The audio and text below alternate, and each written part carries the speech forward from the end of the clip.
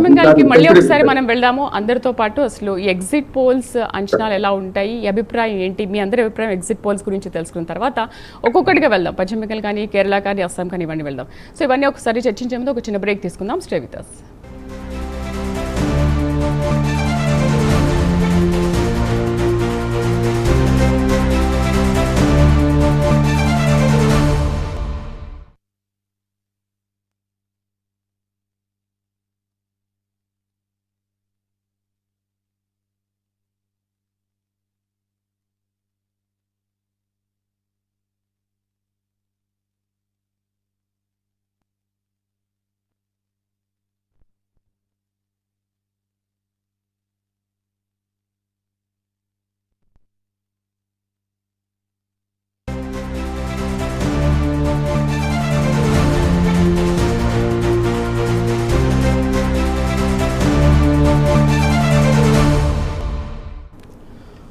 Welcome back. 5 రాష్ట్రాల ఎన్నికలు ముగిశాయి. ఫలితాలు ఈవీఎంలలో నిక్షిప్తమయ్యున్నాయి. ఈసారి ఎన్నికలు ఒక స్పెషల్. ఎందుకంటే ప్రజాస్వామ్యం పైన గౌరవం పెరిగిందా, లేకుంటే ఓటు హక్కు వినియోగించాలన్న ఉత్సాహం పెరిగిందా తెలియదు, కానీ పోలింగ్ శాతం రికార్డులు బద్దలు కొట్టింది అన్ని రాష్ట్రాల్లో కూడా.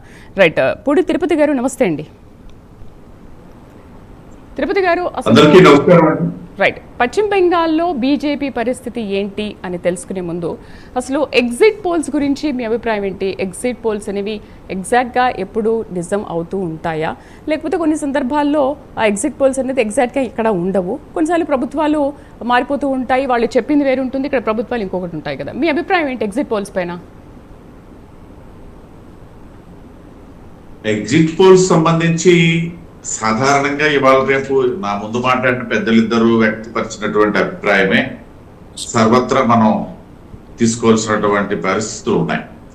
ఎందుకంటే 1-2 సందర్భాలు, ఉదాహరణకి మేము 7 సంవత్సరాల క్రిందట ఉత్తరప్రదేశ్ మేము గెలుస్తున్నప్పుడు ఆ రోజు వచ్చినటువంటి ఎగ్జిట్ ఫలితాలు చూస్తే అసలు జన్మలో ఇంకా ఎగ్జిట్ పోల్స్ గురించి మాట్లాడడం కానీ ఆలోచన కూడా చేయడానికి ఎవరు సాహసించారు. అట్లాంటి ఎగ్జిట్ పోల్స్ మేము 300+ సీట్స్ తో ఆ రోజు ప్రభుత్వంలోకి రావడం.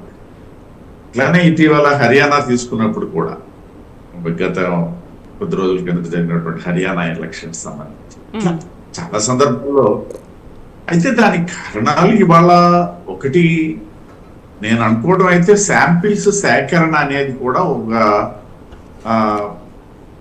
కష్టతరమైనటువంటి పని అని నేను భావిస్తాను. ఎందుకంటే స్వతంత్రం వచ్చినటువంటి తొలినాళ్ళలో ఉన్నటువంటి 33 కోట్లు 35 కోట్ల జనాభాతో తీసుకొని ఇవాళ ఆల్మోస్ట్ 140 కోట్ల జనాభా మనం ఉన్నటువంటి సందర్భంలో శాంపిల్ సేకరణ సర్వే సంస్థలకు కూడా అది ఒక పెద్ద టాస్క్ గానే ఉంది అనేది ఒక ఆలోచన.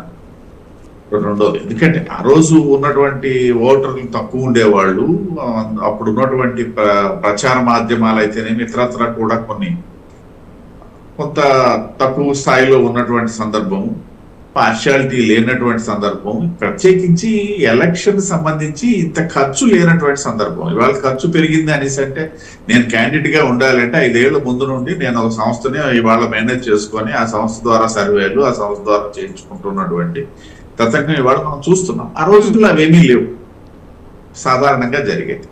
కాబట్టి ఇవన్నీ మార్పులు.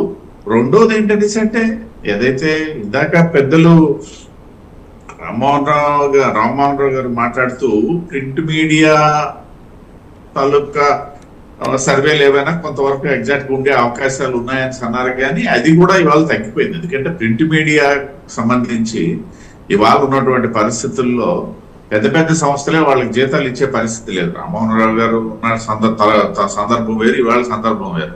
కాబట్టి వాళ్ళు కూడా సరైనటువంటి శాంపిల్స్ తీసుకొని నిష్పక్షపాతంగా వెళ్తున్నారు అనేది మనం ఇవాళ నమ్మడానికి ఏమీ లేదు.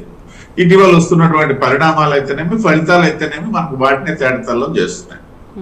కాకపోతే ఆయా రాష్ట్రాల్లో ఇప్పుడు ఉన్నటువంటి ఆయా పార్టీల తాలూకా పరిస్థితులు, అధికార పార్టీ తాలూకా వైఫల్యాలు ఏంటి, ప్రతిపక్షం సంబంధించినటువంటి ఉన్నటువంటి విజయావకాశాలు ఏంటి, ఇట్లాంటి వాటి ఆధారంగా లేదు. తమిళనాడు లాంటి దగ్గర అయితే ఏదైతే ఇవాళ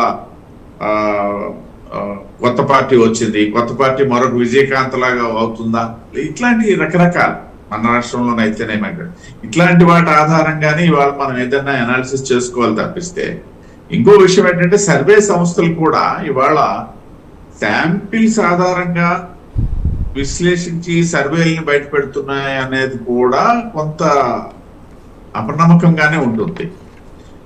వస్తున్నటువంటి ట్రెండ్స్ అంటే ఇవాళ ఒక అసెంబ్లీకి పోతారు, ఆ అసెంబ్లీలో సాధారణంగా మనకు కనబడుతున్నటువంటి కొన్ని పరిస్థితులు ఉంటాయి.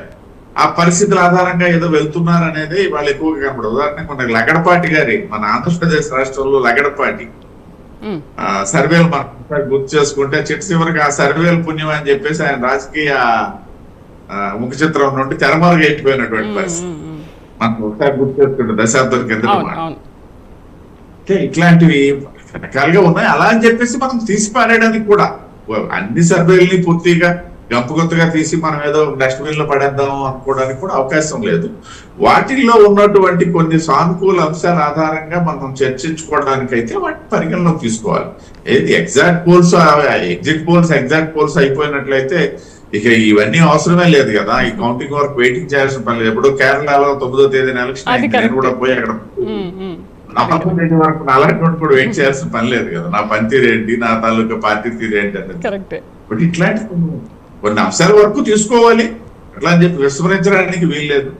రాజకీయ క్షేత్రంలో అప్పుడు ఉన్నటువంటి వాళ్ళ పోలింగ్ పూర్తయిన తర్వాత ఖచ్చితంగా ఒక చర్చ అనేది నడుస్తుంది. ఆ చర్చకి ఆధారంగా అవకాశం ఉన్నంత వరకు తీసుకోవడంలో తప్పు అయితే లేదు. బట్ అదే ఆధారంగా తీసుకొని మనం ఏదో నేను ఇవాళ బీజేపీ వెస్ట్ బెంగాల్ లో గెలిచేస్తుందని చెప్పేసి ఎగ్జిట్ పోల్స్ ఆధారంగా చెప్పడానికి లేదు. ఎగ్జిట్ పోల్స్ నాకు అగ్నిస్ట్ గా వస్తే నేను ఏదో కుంగిపోవాల్సిన పని కూడా లేదు. సో స్పెషల్లీ దానికంటూ ఒక పర్టికులర్ ఫలితాల డే అని పెట్టుకోవడం కానీ, ఆ రోజు ఎవరు గెలిచారు ఏంటని చూపించుకోవడం కానీ ఇవన్నీ ఏముండవు. ఒకవేళ ఎగ్జిట్ పోల్స్ డే రోజే అది డిసైడ్ అయితే కనుక ప్రభుత్వాలు కూడా అదే రోజు డిసైడ్ అయిపోతాయి కదా. కరెక్ట్, మీరు చెప్పిన పాయింట్ చాలా బాగుంది. రైట్, మాట్లాడదాము బేతంచెర్ల శ్రీనివాస్ గారితో, జనసేన నాయకులు. నమస్తే అండి శ్రీనివాస్ గారు.